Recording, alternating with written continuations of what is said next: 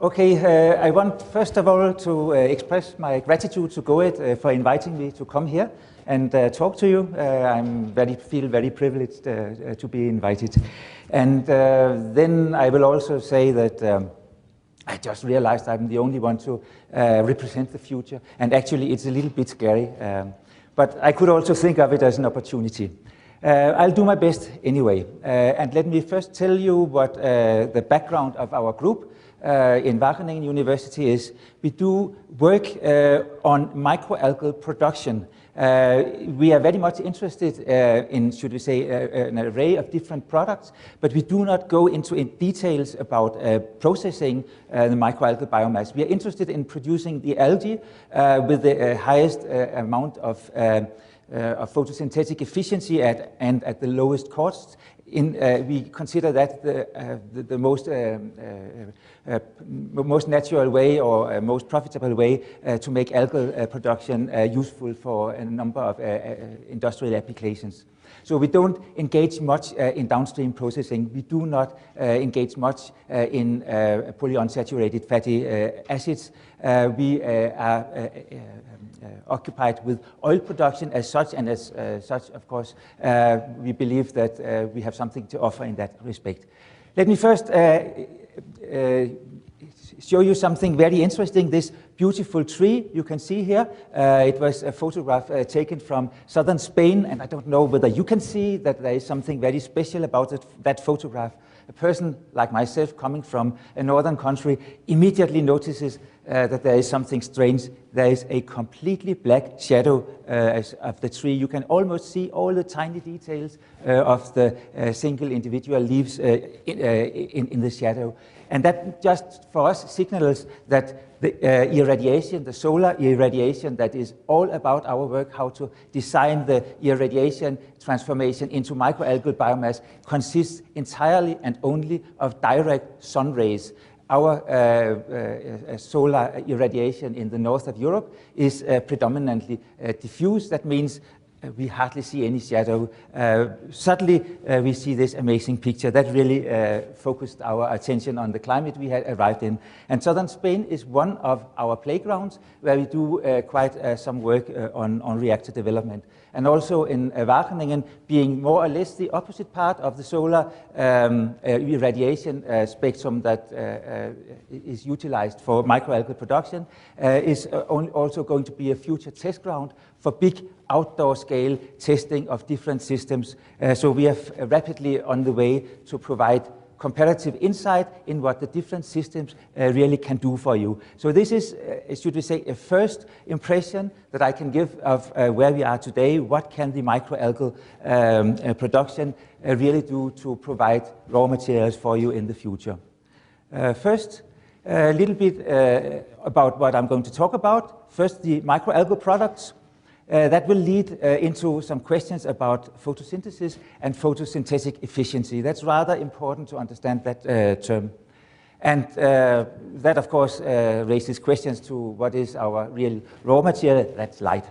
And cost study has enabled us to come up with some very realistic predictions of algal cost prices, present ones, and also future cost prices that shows a real interesting reduction in cost, providing that a few technical milestones can be reached. And then I will give you finally a case story. But first, let's see what the algal world really is about today. Let's start at the moment with the production of Schizochitrium and Cryptoconidium, which you are probably most familiar with in this forum. I have been looking at the estimated production of biomass, not the oil. The oil is something like, for these species, 1,600 tons per year, and that translates roughly, I'm not 100% confident I got it completely right. Also, it doesn't matter very much. The important is that it's the scale of biomass production, about 2,000 to 3,000 tons per year, that is produced only of those two organisms. How does this compare into with other sources of microalgae? And What are the methods? Well, with Schizochrytrium and Cryptococcidium, it's entirely by fermentation methods. Really, it should be called respiration because oxygen is present, but it is sugar, it is glucose as a carbon source that is used with no light whatsoever, and the algae can grow very dense. The algae can produce very high amounts of lipids, and a big proportion of it is DHA. Unfortunately, that is not so well done by other species. Let's immediately go to another one that resembles it a little bit, the chlorella production in scale. It's about the same scale in volume. And also, chlorella has an interesting similarity to this production in being able to grow heterotrophically. That means the same way as Schizochrytrium in fermenters. Today, that represents half the production of chlorella. And chlorella has another interesting historical background that may give a lead to the next presenter. Chlorella also actually was a military discovery. It was the Japanese military during the Second World War that found it necessary with some food supplements, and they found out that they could cultivate chlorella. And later on, it was taken up mostly by Taiwan, which is now the largest producer of it. It is in volume followed or actually exceeded by the production of a completely different algal species, Spirulina, that has a production of about 3,000 tons and annually, whereas chlorella can be produced heterotrophically in fermenters, Spirulina cannot. But Spirulina has a very, very interesting capability. It can grow at very high alkalinity. That means pour in a lot of sodium carbonate and keep the pH high, and you have an environment where little else can grow than Spirulina. It's not completely safe. There can be occasional infestations with other microalgae, but it is not very much. So it's pretty easy to produce Spirulina in big outdoor open ponds. It only needs some agitation to be kept in suspension. Then there's a few other small productions also of blue-green algae or cyanobacteria, Nostoc and Aphanizomenon. They have both origins as being mostly produced in natural environments. Then there's an interesting one here also, Dunaliella. It is used entirely for beta-carotene production, and it has a pretty large production volume, and it is mostly in big outdoor open systems, even in unstirred lakes of enormous size, and that gives a pretty large production, although at rather low concentration. We have another cousin here, Haematococcus. It's a green algae that produces huge amounts of astaxanthin. I would say that the production figures as they are here, about 50 to 300 tons per year. I mean, they are a little bit unsafe. I would believe it is rather something like 150 tons, but it is a little bit unsafe. What is interesting is that it has an enormous value. It is the most valuable microalgal source or biomass that we can find at the moment. It is produced for human food supplements almost entirely. These were the different, well, I should also say about Haematococcus, it is an algae that is produced half by open pond methods and half by photobioreactors, and I will have to rush on rapidly. I can see already. I will skip the Chinese productions of Spirulina and talk a little bit about what we are here to discuss, about the contents of oils in the algae. And I would like to encourage a little caveat about the very high numbers you have heard of oil production for microalgal productions. Very frequently, numbers are given in lipids, and lipids, as you probably know, is based on an extraction with different solvents and gravimetric analysis afterwards. That means you weigh whatever you extract. So you extract with different methods neutral fatty acids, you extract hydrocarbons, you extract membrane polar lipids, phospholipids, sulfolipids, and also the different glycolipids. That is what these polar lipids contain. You extract carotenoids, that can be quite a lot. You extract also chlorophyll, so it's not everything which is useful oil out of a lipid analysis. But the contents in microalgae can be very substantial. You can hear even values around 90% of lipid, but those are very special, very highly stressed cultures that haven't been growing for a very long time. The maximum value you can hear in actively or find in actively growing algae would be something like 50-60% of dry weight consisting of lipids. But then the good news is that in many algae, the amount of extractable oils may attain 80% of the lipids. In the best of the EPA, DHA algae, about half of the lipids would be either DHA or EPA. And the next one, yeah. So how do the microalgal photosynthetic productions compare with the current standard of schizochitosan production? Answer is very poorly.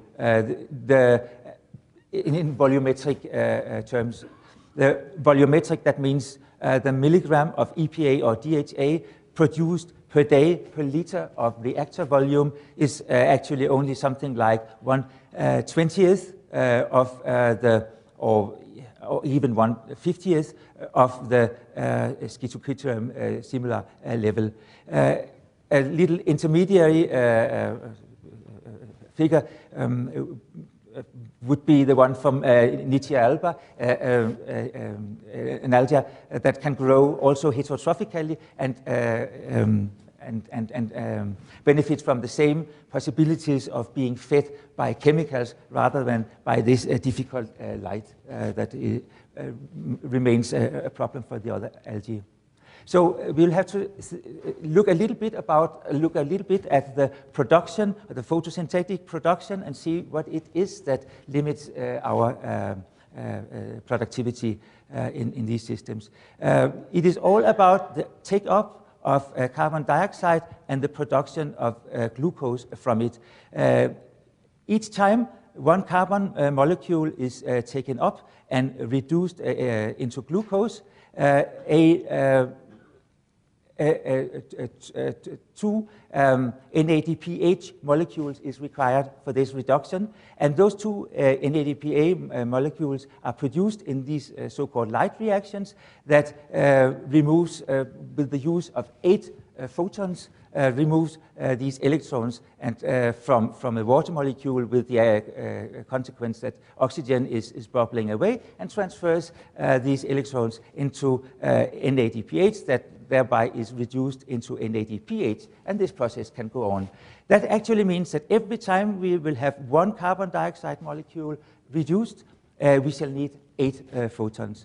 And now you can, in principle, form a calculation of what you would call the photosynthetic efficiency. You can look at what would the energy conserved in one atom of carbon sitting in glucose from a carbon dioxide molecule be.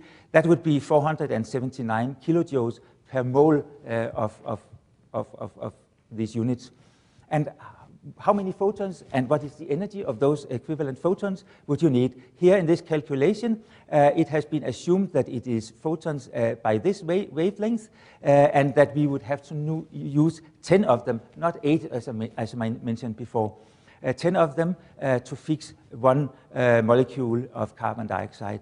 And to find out what is that, then the energy laid down in 1 mole of these units, you have to multiply with Avogadro's number.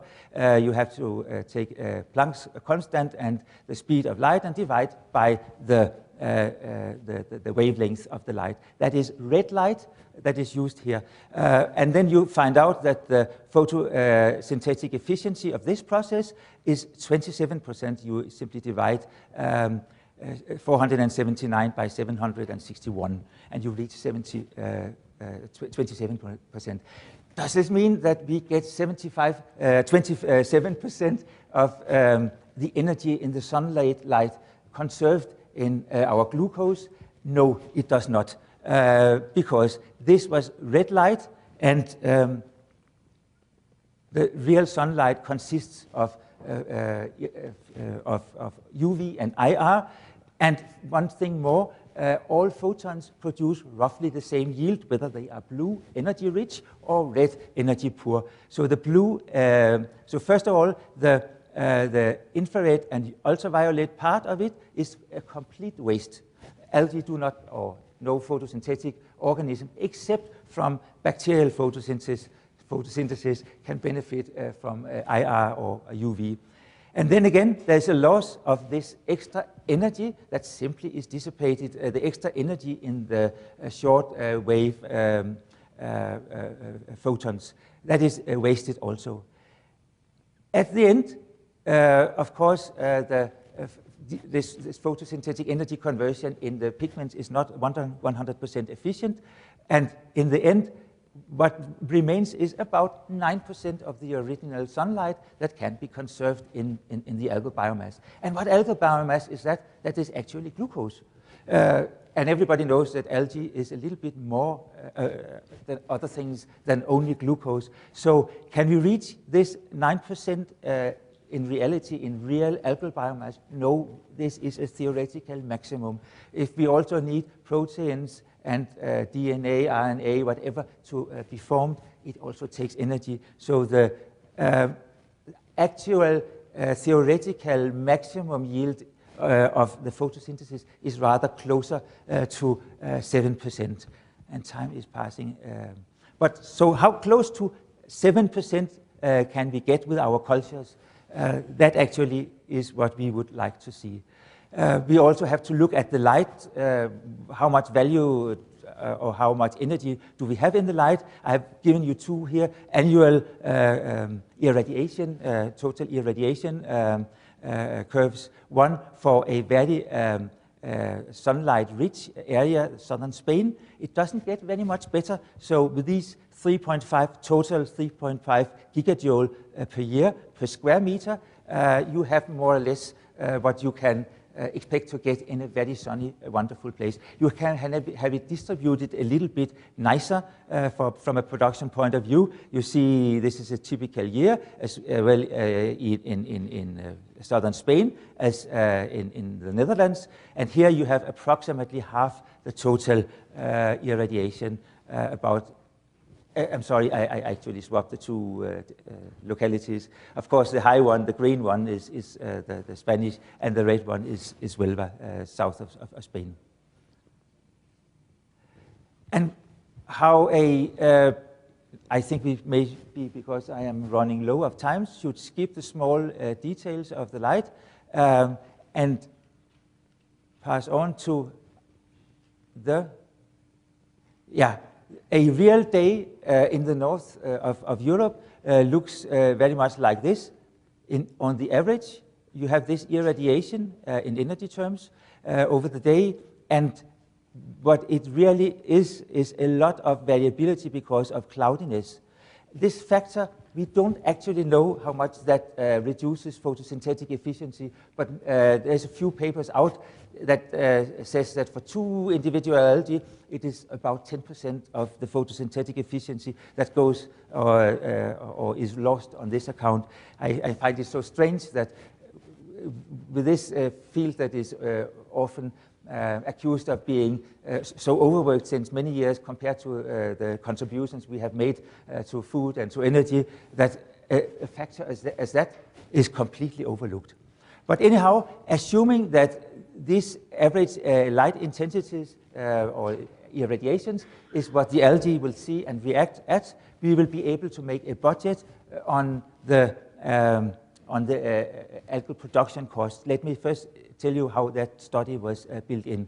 We started making a base case. What is the production of the cost of algal biomass? We took an example from chlorella in the Netherlands. The Netherlands with the low level of irradiation that you saw before.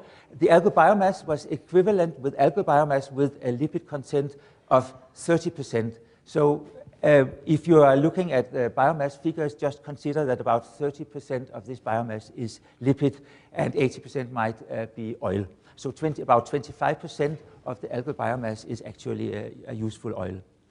Then we did some design studies, open ponds, tubular reactors, and flat panel photobioreactors. I will show you what this is in a second. And made a list of all the components that they would contain. Then we would need to know what would be the typical photosynthetic efficiencies associated with those systems, and it took a lot of literature studies also to find out what do such systems actually yield of photosynthetic efficiency around the world. It was a mixed figure of different geographical latitudes, times of the year, and so on, but something emerged from it anyway. Then we were then able to do a productivity calculation. That was the first necessary thing to do, considering this irradiation that we had before and the typical photosynthetic energy efficiency values. And that led us to a final cost calculations that considered scale and different process characteristics that have some small surprises. And then we did some optimization afterwards. What are the systems we were looking at? First, the open ponds. They are here raceway ponds, where the algae are circulated in these longitudinal channels with a paddle wheel. We see them in the Netherlands. We see them here in Israel, Nature Beta Technologies. The next one was the tubular horizontal photobioreactor. This is the one you see in Israel, producing Haematococcus in these flat tubular systems. Here you have a Dutch one, and here you have an Italian one. And the principle is that you pump, with this pump, you pump the culture around these tubes and back into what we call a degasser tank, and the system can also be modified a little bit. The third system we were looking at is a flat panel reactor, big vertical panels, 1.5 meter high, and this is an important design factor because it needs actually to be reduced in order to be an economically efficient system. These systems we had from the literature study found out would yield for the raceway 1.5% photosynthetic efficiency. I mean, out of those, in reality, 7% that is possible, 3% for the tubular photobioreactor, and roughly 5% for the flat panel photobioreactor. And this would then, with the productivity calculation, result into a productivity of 20 ton of dry weight per year per hectare for the raceway, and double for the tubular photobioreactor, and again 64 for the flat panel, which is a little bit more photosynthetic efficient as it is. These were the individual components of the costs. Not all of them. This is an excerpt. So that means that the total figures down here, they don't, or the individual components, they don't add up. There's a number of elements that I haven't included in this table. But what we could look at were the most important cost factors from the three different systems. First, the raceway ponds. The most important, let's just look at the 100 hectare scale system. The most important contribution to cost for that system is actually the centrifugation, because it produces rather thin product. Oh, now I'm out of time. Can I be allowed 5 minutes more? It sounds okay. And the power of centrifugation, of course, also is important. Finally, when you add up the different elements, you reach a price of 495 euro cents per kilo of dry weight. That means 4 euros. The tubular reactors are a little bit cheaper. In reality, they would go down to 415 euro cents. What are the most critical elements? It is the culture circulation here, both in terms of depreciation of the pumps. They are rather expensive, these pumps, and also the energy for the pumps. Whereas the flat plate, flat panel reactor, for that one, it was the aeration. And here it is most important to know that what we did our study with was rather tall flat panel photobioreactors. And that means that we have to pump air into the reactors at a rather high back pressure, and that is costly. So that was why we ended up with these rather high figures. It might have been better to make them smaller. Here you see why it is so important with the design. First of all, it's the power input for a centrifugal pump as depicted against the velocity of the culture in the tubes. And you see how the power cost here is skyrocketing. Some of you, when the velocity gets up, we will be working in this area between 0.3 and 0.6 meters per second. That is what we need. So optimization in this area is quite important. You will see some studies out there also indicating that the power requirement for tubular photobioreactors might reach not only 1 to 300 watts per cubic meter of culture in the tubes, but even 2 to 3,000, but it is nonsense. The other thing, and we have verified, we have actually validated these calculations, so it is correct actually. The other thing is the performance of pumps, of air pumps, with reducing back pressure. That means if you make your panels much lower, you can have less back pressure, and then you get much better performance of your pumps.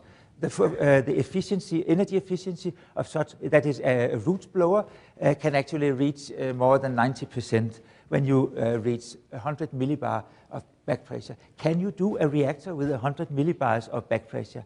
The thing is, yes, and that will be shown in the final case study. But what we also did was, and that is the optimistic measure the optimistic message today, so I think we will have to dwell just a few seconds of it on it here. The base case, as we saw before, mentioned costs of about 5 euros per kilo, respectively 4 and 6 that means in Holland. If we then moved the scenario into a high irradiation, now we took, in that study, we took Bonaire for special Dutch reasons, then you could, with the high irradiation, which would be the same as the one in south of Spain, you could get down to much nicer price levels. Then, instead of doing this, if we just reduce the mixing into levels that we are sure will work, we could do more or less the same, reduce it into 3 euros per kilo of biomass. Now we started adding on.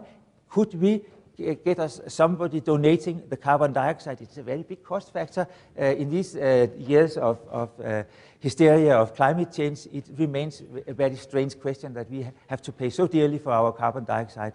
But anyhow, that helps a lot. And the medium now becomes, the growth medium now becomes a major cost factor. So can we use wastewater, waste sources of these nutrients? I mean, we have big problems in the world with letting out huge amounts of nutrients in our waters. Yeah, we could then really get down to interesting prices. Can we then make above the estimated or stipulated levels, pH or P photosynthetic efficiency increases just 60%? Then we could get these levels of cost levels of biomass production with the systems and move the whole thing to a high irradiation environment. That would suddenly result in very, very interesting, I think, levels of cost of 0.7 euro, that is approximately $1 per kilo of dry weight in the best of those cases. And that, I think, makes photosynthetic algal biomass interesting for oil for some of your purposes. So I would say you have to multiply these figures with 4, then you get an oil equivalent cost. But you have to remember also, you have to also add downstream processing costs. So let's say that we are talking about in the range of 3 euros per kilo of oil still residing in the algal biomass. That is what we can see in front of us. Very, very shortly, I have 2 minutes. Yes, I can greatly make it in 2 minutes. An experimental system that actually justify our assumptions on PE reductions is this. It's a Belgian company called Proverion that has made this interesting flat-plate reactor system. It is all contained into in a plastic bag that is filled with water, so it is a sort of heat reservoir. That means that if you deploy this reactor in a sunny area, you don't have cooling problems because it takes all the day about heating up to dangerous levels, and it will cool down during the night. It is fed from some side channels here. Maybe it's better to look at it a little bit closer. Here you can see a side view into the reactor. This whole thing is only 50 centimeters tall. So in this reactor, we can get down to 100 millibars of back pressure requirement. And the other 50 millibars that in this calculation that we spent on pressing the air through the small holes in the bottom of these reactors. So they are air bubbled constantly. Here you see it in a close look. These air bubbles, but they are simply necessary. They take up oxygen, and they also add carbon dioxide to the system. And they furthermore provide mixing in the system. So what does the system perform? Yeah, I think I would skip those two and go to this one, which is the irradiation in the first 12 days of November this year. It looks very variable, as you can see, even a day with almost no sunlight at all. And how does the photosynthetic efficiency in that system turn out? Here it is made through a accumulated data calculation. So first we have a lot of variability, and then we home in on not the 5% photosynthetic efficiency, but 7% photosynthetic efficiency. So this reactor has actually proved that it is possible to reach those high photosynthetic efficiencies that we had assumed in our cost calculation. I could give you another example also, but the time is up. So you'll just have to believe me, we can do it also with the tubular reactor. Thank you very much.